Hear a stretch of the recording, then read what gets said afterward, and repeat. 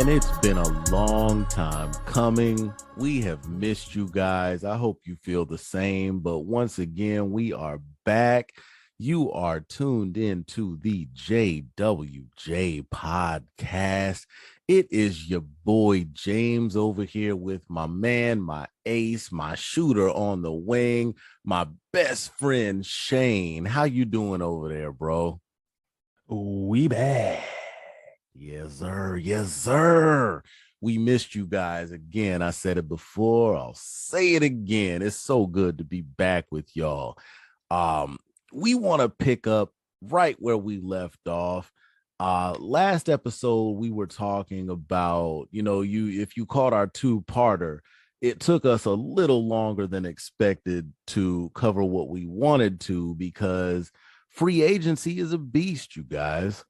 So we wanted to make sure that we covered everything that we knew about at the moment, but we purposely left out a couple of very, very major figures in what was going on. And we're going to get to those major figures in just a minute. But Shane, if you don't mind, before we get to the main purpose of this episode, is it okay if I touch on something else that I feel is just as important before we dive in? So what's on your mind, man? All right, so I feel like it's very necessary. I know we talk a lot about it, but I think that me personally, I feel like I want to do a better job of jumping in and showing love to the ladies. So we just came off of WNBA All-Star Weekend this previous weekend. And I want to make sure that I do take the time to showcase what the ladies did while the game was taking place, while the weekend was taking place in Chicago. So I want to just go ahead and highlight some of the major events and some of the key points that took place over that weekend. I want to start with, similar to NBA All-Star Weekend, the ladies also have their individual, events, their individual showcases, like the skills competition, which if anybody watched it, if you didn't see it, you need to get on YouTube and go pay attention because Sabrina Ionescu and Zoe Brooks of the EYBL, which is the Elite Youth Basketball League, they showed out in the skills competition, took top honors in that.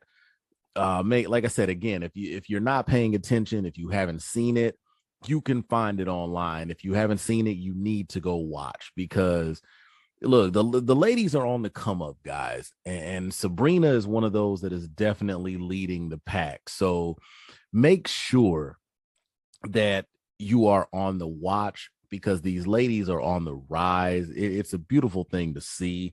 The skills competition was something that was awesome to watch, but also, again, similar to All-Star Weekend in the NBA, we also have the 3-point shootout. Now, the reason that I want to make sure that I spotlight the 3-point shootout is because history was actually made during the 3-point shootout. And again, if you weren't watching, if you weren't listening, you might not have known. But with the game being in Chicago this year, one of Chicago's stars, Allie Quigley, decided that she was going to come out of a self-imposed retirement from the competition to compete one more time because it's in the town that she plays in. It's in Chicago. So she comes out, and let me tell you, she did her thing. Not only did she do what she does, but she won it once again. Now, you might be saying, why is that important? Why is that a big deal? Why does that matter? Let me tell you why. So she comes out in the final round. The best score that you could put up is 40 points, right? In the final round, she comes out and actually sets a record with 30 out of 40 in the final round to take the crown. Not only does she take the crown, but with her taking the crown, it is her fourth time doing it. She is now a 4-time three-point shootout champ. Now, again, you might ask, why is that a big deal? Why does that matter? Here's why. Because in the history of the WNBA three-point contest, no woman has ever won it 4 times. Allie Quigley was the first WNBA competitor to earn that title, but it gets even deeper than that. There has never been a man in the NBA three-point shootout to win this contest 4 times. Allie Quigley is now the only competitor in the three-point contest between either the men's or the women's professional league to actually win this 4 times. So huge deal. Huge deal. So what you're saying is Allie Quigley versus Steph Curry, who wins? I would love to see it. I would love to see it. I feel bad. I still want to put my money on Steph. Actually, no, scratch that. I feel like everybody's going to put their money on Steph, so I'm going underdog. I'm putting my money on Allie. So how much money you'd be willing to put down on that? Told you, Shane, I'm a teacher, not much. I mean, right, so I'll buy somebody lunch. $5. I'll buy somebody lunch as long as they understand where the dope dollar menus are at. That's where that goes. So they can't actually like pick a number, right? I mean, as long no numbers. As long as they understand that the number in front of the dollar on dollar menu is 1, they're cool. It used to be 1. No, it might not be 1 anymore, but that's all I'm spending. So, yeah. But all right. If anybody's listening to this that has any connections to Steph Curry or Allie Quigley, I need y'all to set up the 3-point contest. Let's get Allie Quigley, Steph Curry, 1 3-point shootout to rule them all. 1-on-1 with the great one. But in this case, who's the great one? We don't know yet. Y'all go ahead and make it happen so we can figure it out. Quigley wins in a landslide. I know, right? Just blows them out. I would love to see it. But look, no. I think it would go down to the last shot, to be honest. I think it would. I agree. So moving on. Again, I want to make sure that I finish recapping the WNBA All-Star Weekend. So the main event, Sunday afternoon, we had the actual All-Star game. We had Team Wilson, Team Stewart. The captains. We had Asia Wilson of the Las Vegas Aces. We had Breanna Stewart, Seattle Storm. Heck of a game. Again, if you didn't watch the game, you need to find a way to go back and do that because you missed a good one. It was a good game. At the end of the day, Team Wilson ended up getting the best of Team Stewart by a final score of 134 to 112. The MVP of the game was Kelsey Plum of the Las Vegas Aces. She shot 12 of 18 from the floor, finished with a game high 30 points, which actually tied the WNBA All-Star Game record, which had been set by Maya Moore in 2015. So Kelsey came out, showed out, did her thing. Just a few other things that I want to spotlight. I know we talked about Sabrina Ionescu a few minutes ago. She came out in the All-Star game. This is her first All-Star game. Hasn't been in the league long. She's still a young one in the game, even though she is taking over quickly. Came into the All-Star game, finished with 19, 6, and 6. Just played an amazing game. Jonquel Jones, 29 and 13, balling out. Also, Jewel Lloyd, 21 points. But couple of things that I want to make sure that we spotlight, and then Shane, I'll let you jump in. We are definitely want to make sure that we show love to one Miss Sylvia Fowles, and Shane, I'm sure you'll jump in on this one with me. Roll But it down. I'm telling you, like I said, I'll let you elaborate on that in a second. But gotta show love to Sylvia. And then also we got to make sure that we show love to, I don't care if we only talk to her for 30 seconds. One of our best friends, yes, if you hear this, we're talking about you, Miss Sue Bird.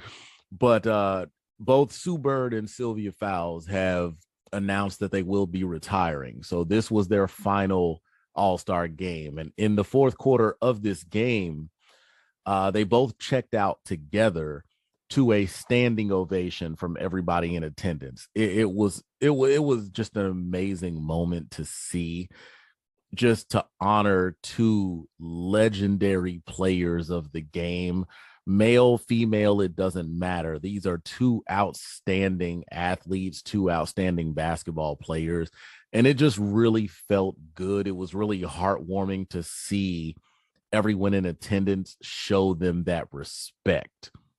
Yeah, man, it's always cool when you have. I mean, we've seen it in the NBA All-Star games where it's guys' last rides, and everybody kind of pays them respect. It's even better when those players ball out in their final All-Star appearance. So we met Sue Bird, we followed her career. I remember watching her when I was a teenager. So she's had one hell of a career. Sylvia Fowles as well.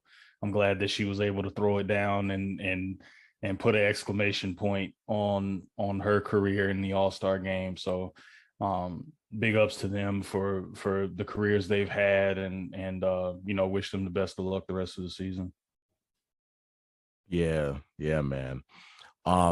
The last thing that I want to make sure that I touch on, and we have mentioned this in previous episodes, but I do want to talk about it again. If you weren't watching the game, we have mentioned, and we are understanding that there is a very major issue that is taking place with one of the WNBA's biggest stars. And of course, I'm talking about Brittney Griner. And I really respect the WNBA for what they've done to try to make sure that they shed light on trying to let the league, let the fans, let the world know just how important of an issue it is to get Brittney home. And they made sure to show this again during the All-Star game, and it was such an awesome thing to see. So what they did was every player was, of course, rocking their own jersey. Everybody is unified by color. You have one team wearing orange, one team wearing white, because those are the two main colors of the WNBA. Now, where it switched up at halftime, we had our usual halftime show, our usual halftime entertainment. And when the ladies came back to the court for the second half of the game, they gave the referees quite a run for their money, because what they did was every player came back to the court wearing an All-Star jersey with the number 42 on it. If you're not aware, Brittany Griner wears the number 42. And everybody came back rocking the number 42 with the name Griner on the back. So in a stand of unity, everyone came back showing their support for their teammate, for their league mate, for their friend, for their family member that is being detained overseas right now, in an effort to show awareness as to how important it is to get her back home to her family. And that's important because you need to keep that in the front of everybody's minds, and like you said, raise awareness for what's going on with Brittney right now. There's trials ongoing, there's different details that are coming out about that. So it'll continue the rest of the season, I'm sure. More teams, more players are doing that. I want to say there was a picture of Brittany Griner that was released just recently. She's recognizing all the love that she's been given. So hopefully, the situation eventually resolves itself, hopefully quickly, and everybody can move on and be happier for it, and we can see Brittney back in the WNBA, or at least back stateside, and then worry about the basketball part later. Right. I mean, I don't think that anyone is trying to excuse the fact that she made a mistake. That's understandable. We're human. Those things happen. But I think that anyone that can sit here and imply or assume that what's going on now is fair treatment needs to take a deeper look at the issue. It's at this point, it's bigger than basketball. She's a human being, and yes, she made a mistake, but is this mistake worth being? She's been detained for half a year at this point. Is it something that's fair? We need to look at this for more than what it is. I mean, she made, like I said again, she made a mistake. She's incarcerated. That's understandable. But why is it being deemed okay to treat her like this simply because she's overseas? Yeah, I mean, it's one of those deals where, from what I've gathered from the situation, I mean, she's been wrongfully detained. She had a cannabis pen or or like a cannabis oil, some type of accessory, right, that she was approved for, and that she could have, it was medically prescribed to her. Unfortunately, that was picked up in customs, and she was incarcerated. Now the sooner that all that evidence is taken into account, I'm assuming that's going to get some wheels moving on this whole situation, because right now it's been kind of at a stalemate. A lot of people have had a chance to people that have had a chance to weigh in on it on social media. A lot of people, flashing their ignorance as usual. It's been made a political issue, things like that. The higher ups, president's been involved in the whole thing. Brittany Griner wrote a letter to the president, that type of thing. right. So, with this new revelation that, the item in question that she had in her bag was medically prescribed, that may go a long way in maybe the resolution of the situation. But obviously that's been a situation that's gone on all year. So right. Hopefully we can reach a resolution on that. Yeah, and hopefully we do. Like I said, I mean, she deserves to be home. I mean, it's not. I feel like there's so many things that people get in trouble for, people get detained for, that are so much worse. And just like you said, I mean, this is something that was medically prescribed. So I just don't understand. And I mean, if there's anybody out there that's listening that wants to try to explain this to me and change my mind, feel free. You can reach out to us in any way. This part of the podcast, to me, isn't even being done in a joking matter. I mean this wholeheartedly.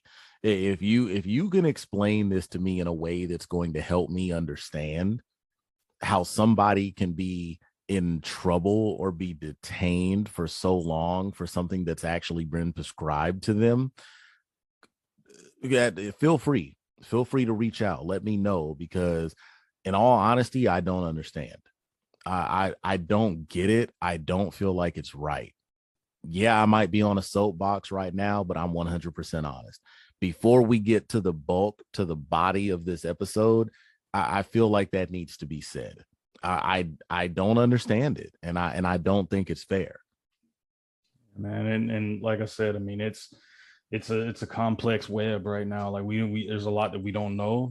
There's a lot that hasn't been revealed yet. So Yeah, like I said, I'm just looking forward to seeing what else comes out of it. But let's try to turn the page and yeah, just try to get past that, because I mean it's a tough situation for all the people involved, and it's a lot of people that are probably listening to this.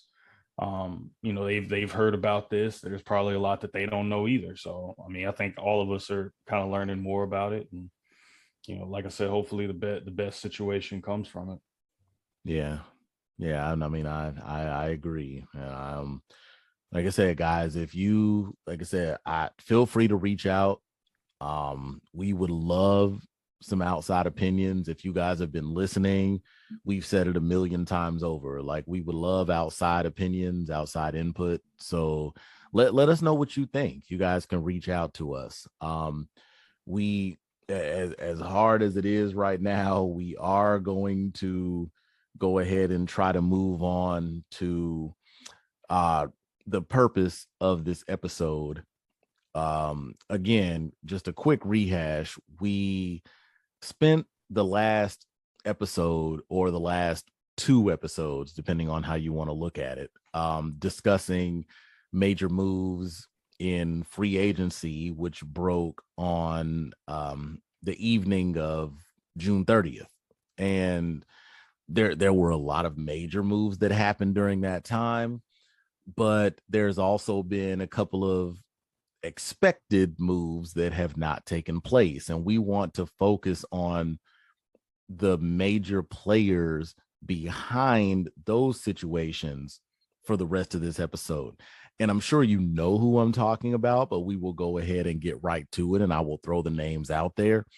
We are specifically talking about the two stars in Brooklyn, New York.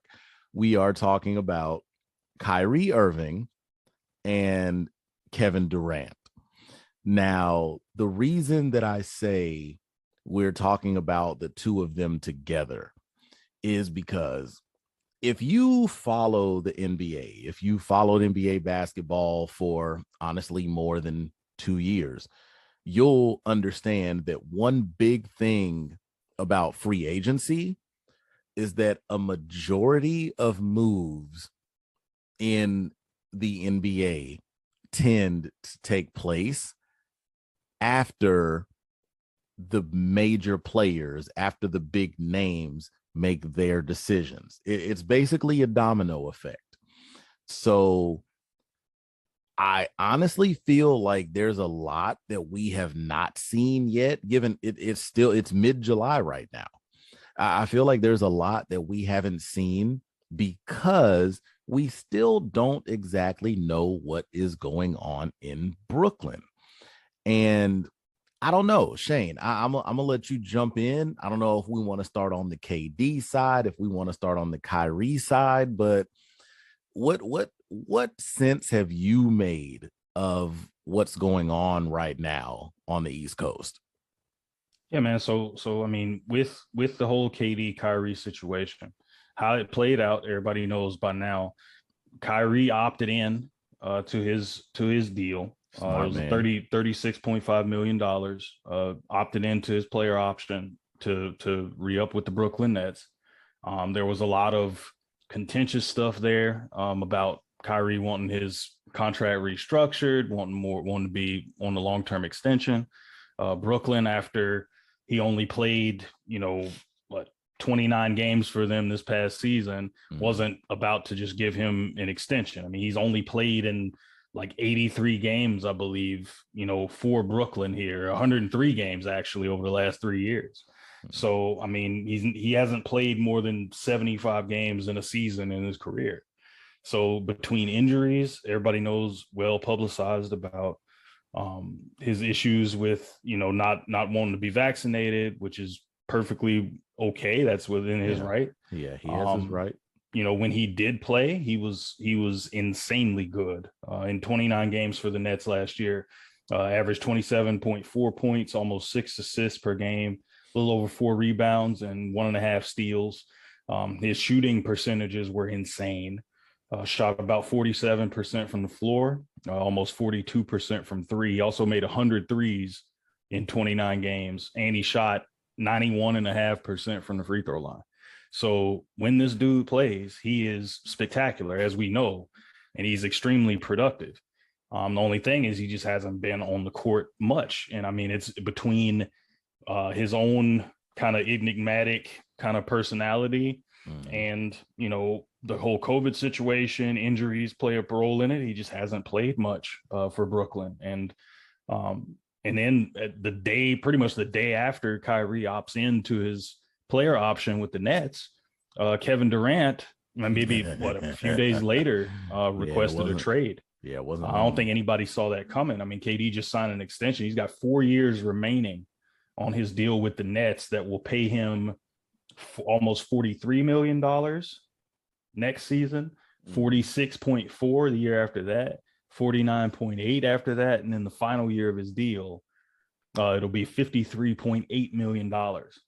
So in this situation, the Nets don't have to acquiesce to this situation. They don't have to accommodate either one. Kyrie, I think the situation here is Kyrie wanted an extension. They didn't give it to him. He opts in, so he gets his money. But now he said that, or his camp has said that he wants a deal to the Lakers. Now, it doesn't work that way. He just opted in, yeah. But, there's been trade talks. Brooklyn has an asking price for both of these guys that they would like to be met before they deal anybody. And the beauty of it is they don't have to do anything. They don't have to do anything because there's a lot of money tied up into these two guys. These are their two franchise players. Mm-hmm. Even if they haven't played together much, they've only played 44 games together in Brooklyn. And the first year, if you remember, when Kyrie got there, the season was stopped. KD was coming off. He was coming off an Achilles tear. He wasn't ready to play yet. So Kyrie was there with, not the same roster that eventually came there. I mean, but it's funny because, as y'all know, I mean, KD wanted Kyrie there. Mm-hmm. And then they ended up getting James Harden there, who wanted out of Houston. He's fat. And it was a super team there. And, it looked great on paper. They didn't play together a lot, so we never really got to see it. It was James Harden had hamstring problems. KD, I think, had a knee issue. Kyrie was out with like an ankle or some other injury. So we just never saw what that trio could do, in a sustained, like lengthy, good sample size of time. So it's just crazy now because, if you're Brooklyn, I mean, there's still a lot there. I mean, Ben Simmons is there. He hasn't played. He's trying to get healthy and ready to play. When he's healthy, he's an all-star. They didn't have Joe Harris last year for long stretches. He was hurt. They just got Patty Mills to re-sign, a guy that was one of their, big shooters from last year. Cam Thomas has balled out in summer league. He's expected to have a higher role or a more productive role coming into the season. So I think there's a lot still there. And I think there's a lot of guys that are waiting now.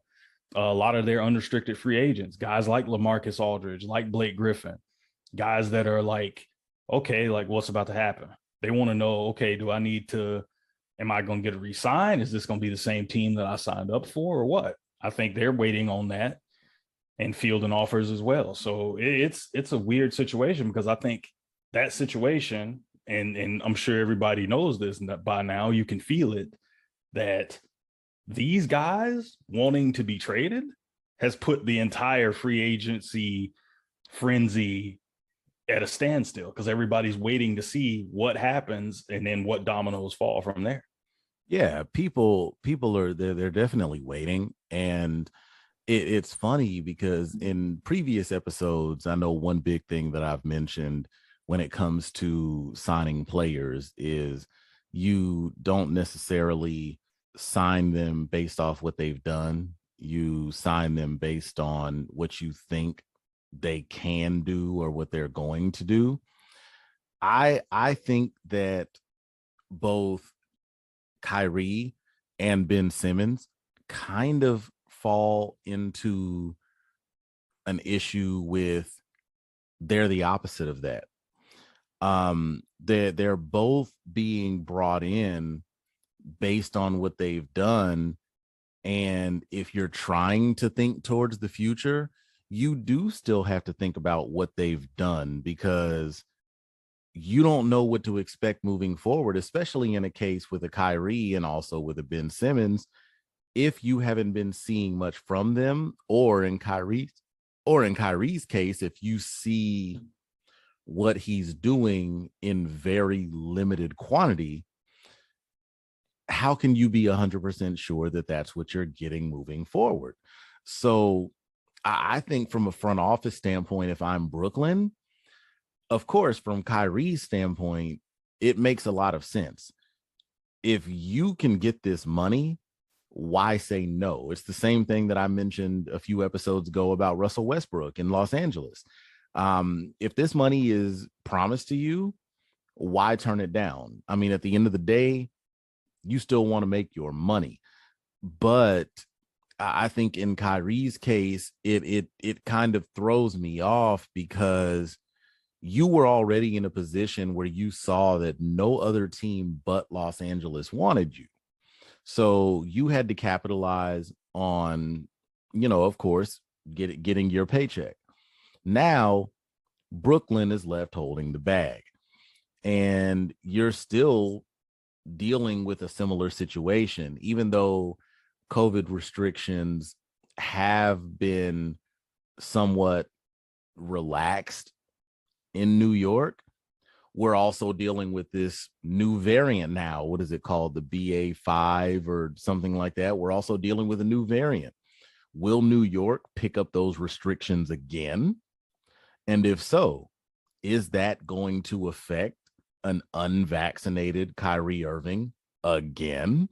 So will you be dealing with this same situation later on this season as well? There's so many questions there. And like I said, from a player standpoint, Kyrie, just like I told Russ, get your money, get your bag. I respect that. However, it's almost like I look at it just like I look at anybody that tries to use the First Amendment when they say something offensive to someone. You absolutely have a right to make that choice. You can do whatever you want to do. You have that right to do that. But that doesn't mean that you are free from the consequences. So when it comes to Kyrie and the vaccination, I will not ever hold anything against him for choosing to be unvaccinated. That is his right as an American citizen. You have that right. You don't have to get that needle if you don't want to. However, you do need to understand that if you choose not to get vaccinated, it is going to have an effect on not only you, it's going to have an effect on your teammates, and it's going to have an effect on the Brooklyn Nets franchise moving forward. Yeah, and and I think the Nets have taken a very kind of aggressive kind of stance on this. I mean, Sean Marks, he came out, he drew a line in the sand. He's like, look, we want guys that want to be here and want to contribute to something bigger than themselves. And, part of that is for Kyrie is making sure you're available, and granted, the mandates were lifted and he was able to play for the Nets later. And like James said, I mean, we don't know if that's something that will be revisited with this new kind of, new strain of it coming out. But, they don't, for the Nets, they made the playoffs, they were swept. And they don't, given how everything went, they had a big three. They had two former MVPs. They had an NBA champion on the roster. Two NBA champions there on the roster, and KD and Kyrie. Guys that have performed on the big stage. Like that's who you're building your team around. They built this team with those guys in mind. And Kyrie's lack of availability caused strain there. That's why James Harden wanted out. Yeah. I mean, he was also out of shape and didn't come there to, yeah, I know, right? And he didn't come there to he didn't deliver on his part of the bargain. He saw that Kyrie was there and Kyrie wasn't playing. So he felt like, okay, I came here for us to do this together. And he also didn't come in shape to be ready to carry the load. So he wanted out. And that's what he did in Houston. He got tired of what was going on there. He showed up out of shape and forced his way to Brooklyn. Then, he had his hamstring problems. He wasn't able to perform the way he wanted to in Brooklyn. He forced his way out of there. He's in Philly, had the same problems. Now people are wondering, is James Harden washed? Is his game declining? We don't know. He dealt with a lot, and anybody who's played ball knows hamstrings are tough. If you've ever strained a hamstring, those are very unpredictable injuries. They could you could a week, it could be a week, it could be a couple months, it could be 3 months.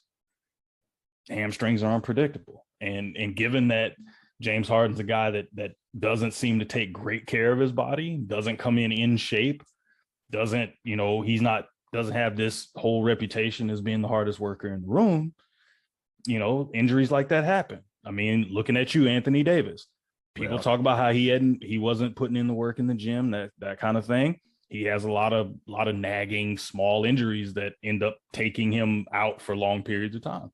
So, now, looking at Brooklyn, they don't want a replay of what just happened. They went through hell. Yeah. You just had you had one of your franchise players saying, well, I'm not vaccinated. I'm not getting vaccinated. So y'all gonna have to play without me for a little bit. You had the other all-star saying, look, if he ain't gonna be playing, then what am I doing here? I want out. And you got KD who's just putting his head down, going to work and trying to carry the thing. And, and that's with mixed results. I mean, there's injuries up and down the roster. So, it's one of those things. It was touch and go all year. You had a brand new coach in Steve Nash. And now he's in a situation where he's in lame duck status. I mean, think about it. It was almost unfair to him coming in. I mean, everybody knows Steve Nash, great player, former 2-time MVP, one of the greatest point guards of all time, but hadn't sat on anybody's bench. He was a consultant with the Golden State Warriors, more of a player development guy.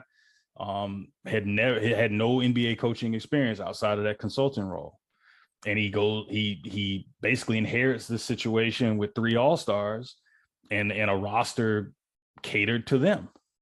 So, I mean, it's tough for Steve that he had to step into that situation and it didn't work out for him the way he wanted. I mean, they even said, oh, we don't need a coach or whatever. I think Kyrie or KD or somebody said that when he first came in. So, yeah, Kyrie. So it's one of those deals, man. It's like a lot of people are being affected by the things that are going on. And now the 2 players that can take them over the finish line are saying that they don't want to be there.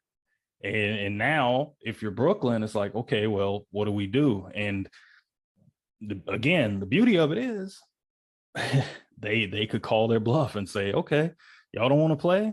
All right. Well, I mean, we don't have to trade you. And if we do trade you, we're not just taking back, pennies on the dollar. We want top dollar for y'all. We're not about to just give y'all to whoever y'all want to go to. And I think Brooklyn is right to play hardball. I would not trade either one of them.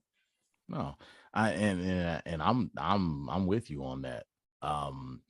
It's funny because so much, we've talked about it already, but so much of this has an extreme ripple effect throughout the league, more so than just in the immediate future. And what I mean by that is we've seen things like this that have an effect 5, 10 years down the line.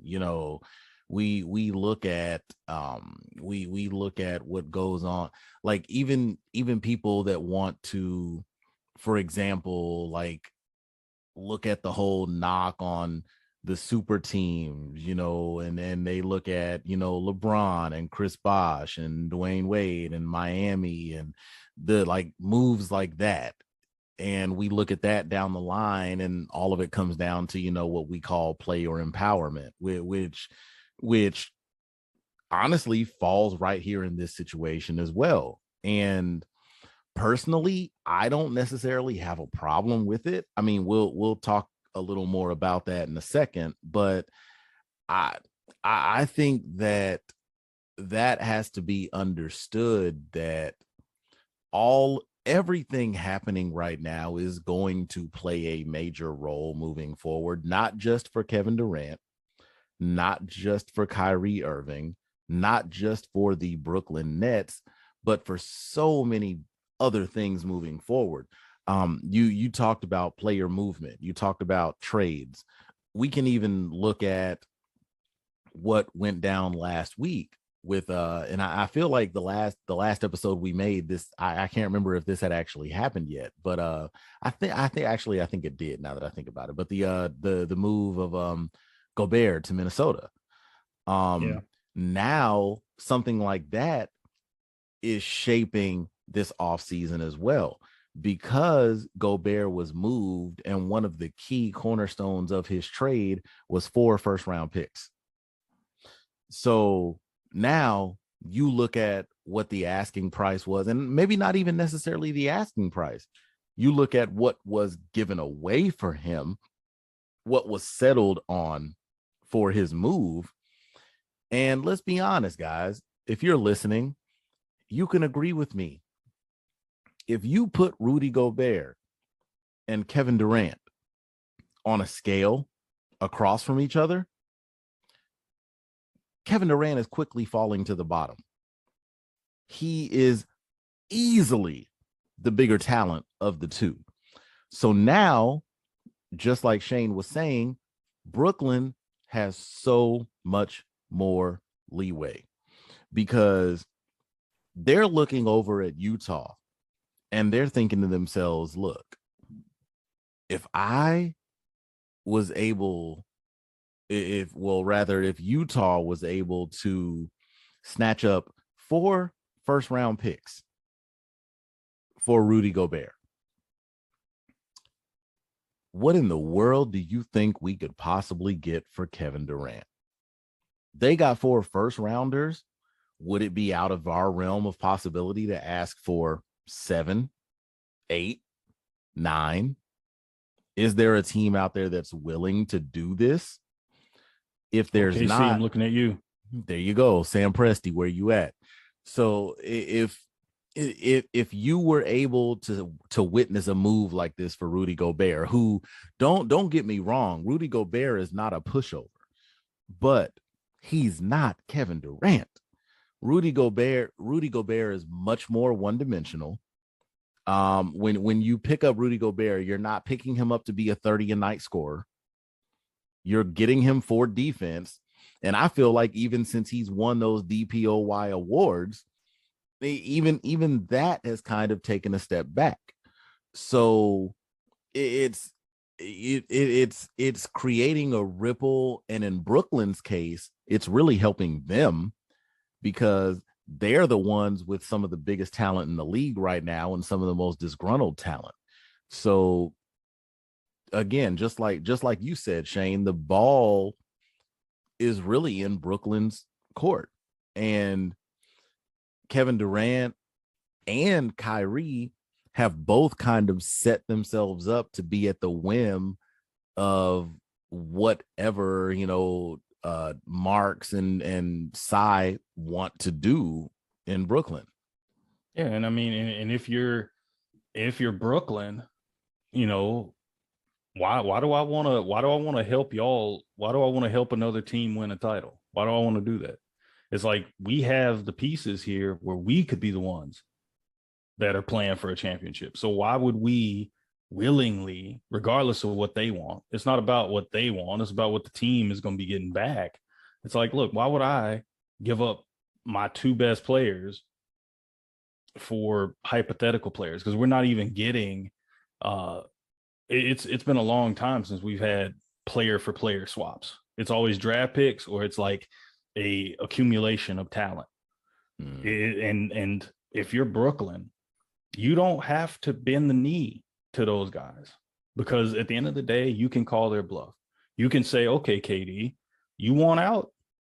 All right, but we want the house for you. And if teams are willing to get the house, okay, cool. But if they're not, guess what? You're gonna be right back here. And it's up to you. Are you gonna sit out? Highly doubt he sits out. Kyrie, we've seen that he's willing to sit out. So, you know, and here's how it could play out. Okay, so with KD, I think ultimately he will probably, this will probably drag, and he'll probably end up back with the Nets. He'll probably, I'm gonna go out on a limb right now, which means he'll probably be dealt tomorrow. But I'm thinking that when the season starts, he's going to be opening night. He's going to be a Net. Kyrie, I think the same deal. Yeah, that's what I think if anything goes down, it'll probably be closer to the trade deadline. And ultimately, if Kyrie wants to go to the Lakers, he's got an out at the end of the season. He'll collect his 36.5 million, right, and then he can go to the Lakers. The Lakers will be out from under the Westbrook debacle and that albatross contract. They'll be out from under that, and they can get the guy they really want, or they can get the guy that LeBron wants. Yeah, there you and go. You know, and then everybody can move on with their lives. But you know, looking at Brooklyn, I mean, the situation isn't dire there. They have a lot of pieces coming back. They got a team that's built around those guys and can still win. And if they're healthy and available, and that's they can do something, and that's key. Yeah. You know, and I mean, like I touched on earlier, I mean, they added TJ Warren on a veteran minimum. TJ Warren is a baller. If he's healthy and his feet aren't, you know, destroyed, because he's missed the better part of 2 years now. Put him in a bubble since the bubble. Got you. Yeah, and you know, he's a low risk, high reward potential signing for them. They added Royce O'Neal, who's been a rotation and starter, you know, in Utah when they were good before they started their fire sale. So I mean, you add Ben Simmons to the mix, you bring back Joe Harris, you bring back Patty Mills, Cam Thomas, like even on the coaching staff, they went out, they hired Igor Kokoshkov from the Dallas Mavericks, who helped coordinate that offense around Luka Doncic. He's there now, so he can help improve the offense there, which a lot of people talked about was a little bit too ISO heavy, things like that. So adding an offensive mind to Steve Nash's staff, I think is going to be huge. And you know, with that, you know, we look at Steve Nash. I mean, he walked into a situation that he thought was probably going to be a lot easier transition, but it was a lot of difficult personalities. And now I think he's in a position now. I think this year is going to be huge for him going into year 2 as a head coach, that he still has much to prove. He still needs to prove that he can control this thing and right the ship, you know, with what's left. Now, I want to kind of rehash something. We briefly brought it up a few minutes ago when we were talking about, you know, I mentioned a little bit back about player empowerment and just how the league has gone that way. Now, personally, I feel like if a team can so readily move a player that's under a certain contract, why should it be deemed so inappropriate or out of line for a player to make moves in their own interest as well? But I want to bring up on that same note. I'm not sure, Shane, if you've had a chance to see what Commissioner Silver has said about about the whole Kevin Durant situation. So, I mean, I know you. I'm sure you're aware, but for the listeners, if you're not, I want to quickly give you a little tidbit of what coach excuse me, what Commissioner Silver had to say about what's going on in Brooklyn right now. And then Shane, I'd love to hear your 2 cents about it. But just to quickly paraphrase, Commissioner Silver, when he was asked about the situation with Durant in Brooklyn, he says this needs to be a two-way street. He says that teams provide enormous security and guarantees to players. The expectation in return is that they'll meet the end of their bargain, or their end of the bargain, rather. I'm being realistic when I say that there's always going to be conversations that go on behind closed doors between players, their reps, and the teams, but we don't like to see players requesting trades. We don't like to see it playing out the way it is. So quickly, Shane, Commissioner Silver's comments in relation to what we're seeing with Durant right now, in your honest opinion, how are you feeling about this whole situation?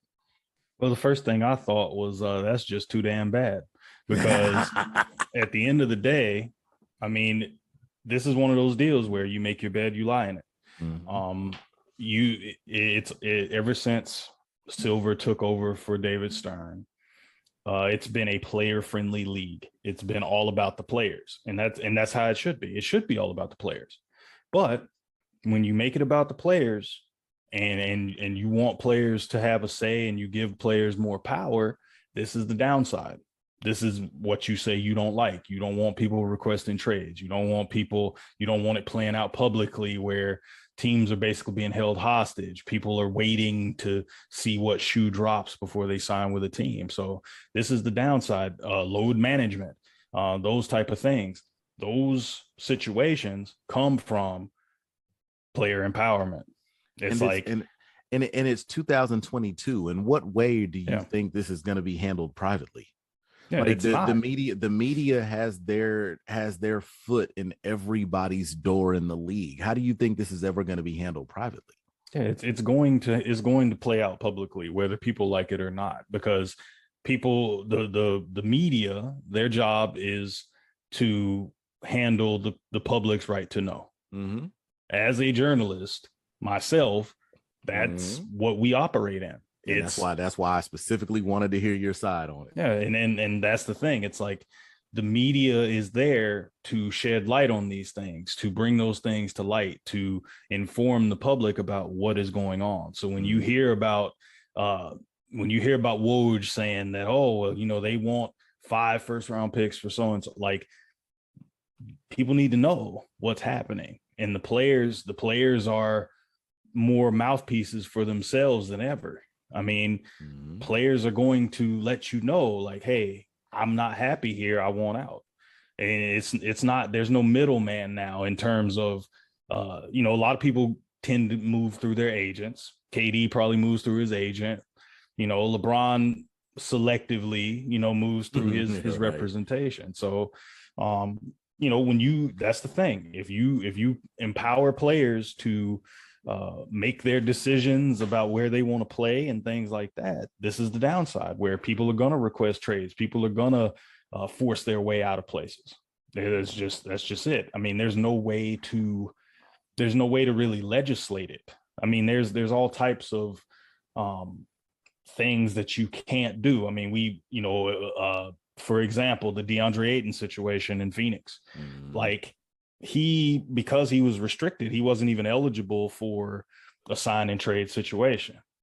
And now, Phoenix matches that offer. He goes back to Phoenix. Now, whether he's going to be happy there, that's a completely different topic for another day. But Phoenix was smart in that they took they took the restrictions that were in place to retain one of their guys rather than lose him for nothing.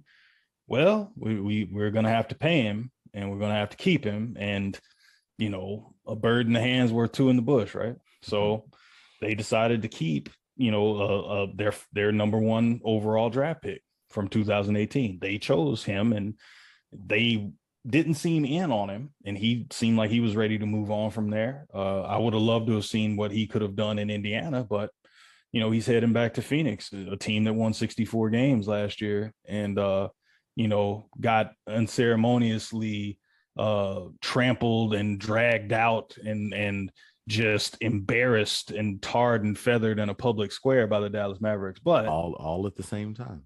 All at the same time. So, that being said, man, it's like I said, if you want to play these games as far as giving the players the power, and there's nothing wrong with that. This is just the downside of it. And now we look at this situation, and we have to ask ourselves, like, are they going to be moved? Me personally, I don't think so. I think if anybody's moved, it would be Kyrie before Durant. Yeah. But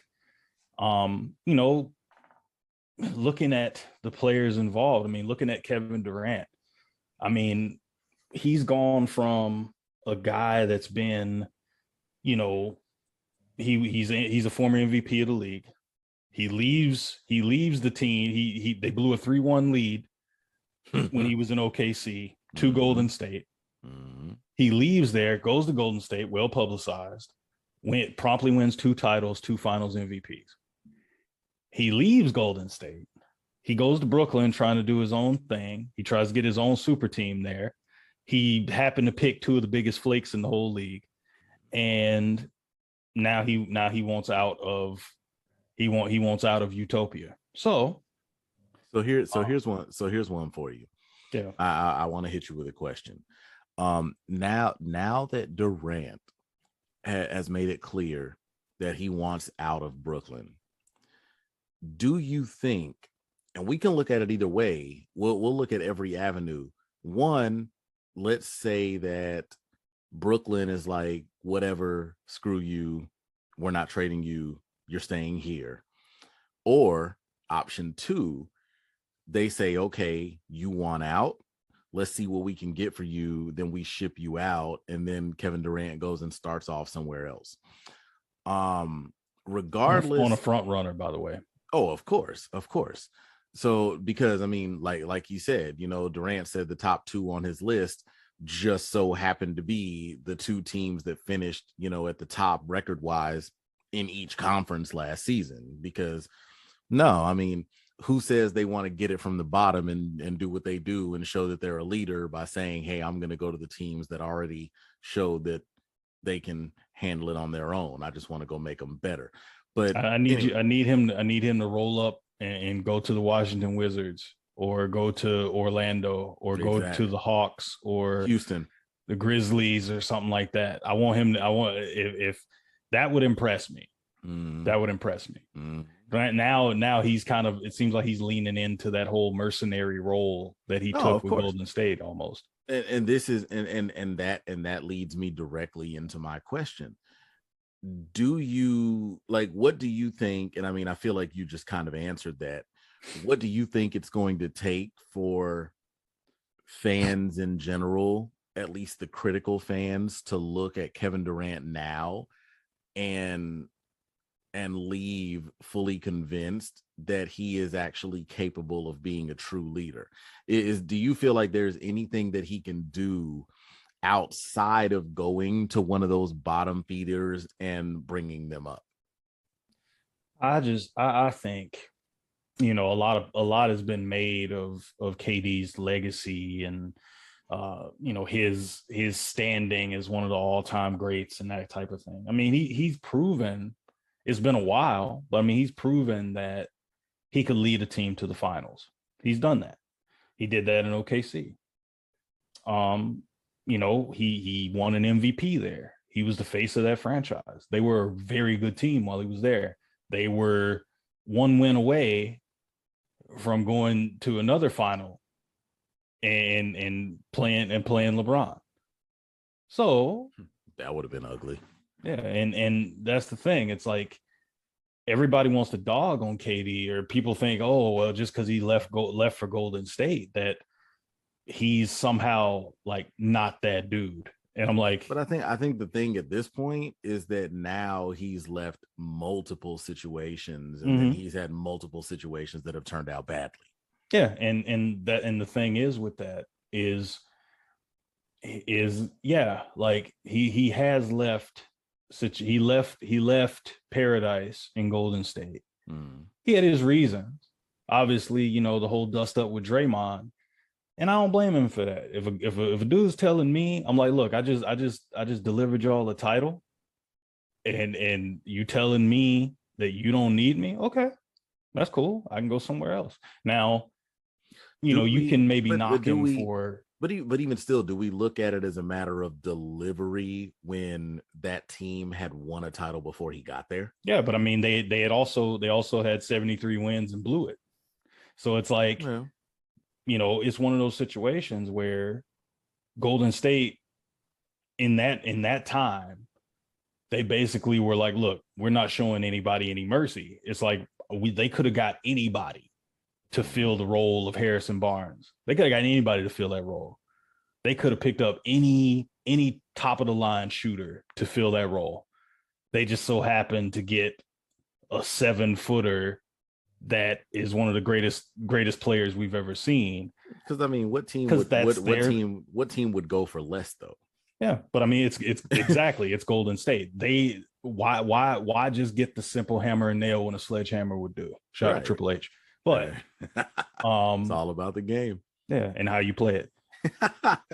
So, and that's what I'm saying. It's like they went for KD and they got what they wanted out of it. I think both people got what they wanted out of it. KD wanted championships. He delivered 2 of them. Right. It's like, yeah, they lost. They were a 73-win team. They blew the lead against Cleveland. It's like y'all should have. That's the thing. Like people think that it was a cheap move. It's like they wanted each other, and KD was he was the safety valve when teams keyed in on Steph and Clay, because we knew how it was. Clay, as great of a shooter as he is, we've seen it. You've seen it on social media. He has no bag. He has no bag offensively. It's straight line drives. It's awkward turnaround jumpers. It's catch and shoot opportunities. Klay Thompson is not going to break you down off the dribble. It's clunky. It's not fun. If you crowd him and make it tough for him, he's going to struggle. Steph, same deal. He was hobbled, and Kevin Love was able to keep him in front of him, and got that stop later in that game 7. So yeah, with that situation, man, is KD is a great player. I won't, and nobody can dispute that. I think his methods have been strange. But I think that's a situation where, he's kind of at a crossroads right now. Does he want to put himself in a position where he opens himself up to criticism and tarnishes his legacy by bouncing around like he has? Or does he stay there and ride it out? So with that being said, man, I mean, I think that's, free agency. We're kind of stuck now and seeing what's going to happen there. Yeah, free agency purgatory. Yeah, we're in free agency purgatory now, and we just have to see what happens. So, with that being said, again, if you've made it this far, thank you so much for listening. We appreciate you. If you haven't already, you can go back and check our last couple episodes, episode 8 and episode 8.5. We debuted What's the Word? Overtime. We went into OT. It was a great segment. If you haven't had a chance to listen to those episodes, please do so. And with that being said, you know how to follow us. We'll have another episode coming up for you guys. Follow us on Twitter at the JWJ Podcast. Feel free to leave comments. We want to know what you think about what we're doing. We've had a couple people comment on past episodes. We'd love to add to that conversation. You know where to find us on Anchor, on Spotify. Again, you can find us on Facebook as well at the JWJ Podcast. Follow James at Titletown's Mayor, TITLE TOWNZMAYOR. Please do that. And you can follow me on Instagram and Twitter at It's a Thomas Thing. Again, thanks so much for listening. We'll be sure to have more content for you guys. And thank you for listening to JWJ. We out, y'all. Thank you. Till next time. Holla.